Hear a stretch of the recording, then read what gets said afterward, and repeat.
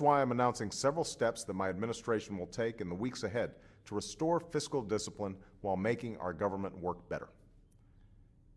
This past week, we acted on several fronts. A nominee in several generations who's brought the depth of judicial experience to this job that she offers. Judge Soto, it's taken months to reach this point, and once this legislation passes, we'll need to move thoughtfully and deliberately to implement these reforms over a period of several years. That's why we're announcing several common sense changes that will help families put away money for the future. It's easy to forget that it was only several months ago that the economy was shrinking rapidly, and many economists feared another Great Depression. Now, have seen their unemployment insurance expire.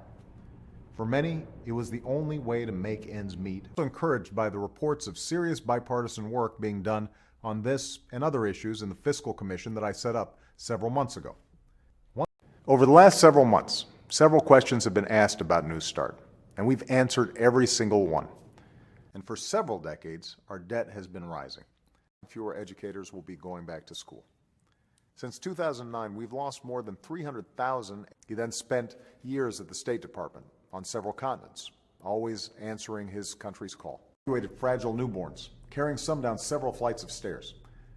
The firefighters in Queens who battled an inferno from... A couple of weeks ago, I put forward a budget that replaces the next several years of these dumb cuts with smarter cuts. Reforms our tax code to close wasteful special interest loopholes, and invest in things like education, research, and manufacturing that will create new jobs right now.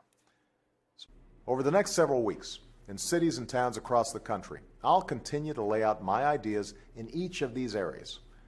Because that's why several states, counties, and cities are going around Congress to raise their workers' wages. Small business owners have had to overcome a lot these past several years. They're the Americans I'm working for every day.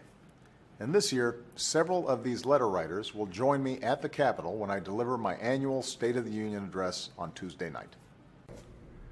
Now, several members of Congress disagree. Not only because Alaska is one of the most beautiful places in a country that's full of beautiful places, but because I'll have several opportunities to meet with everyday Alaskans about what's going on in their lives.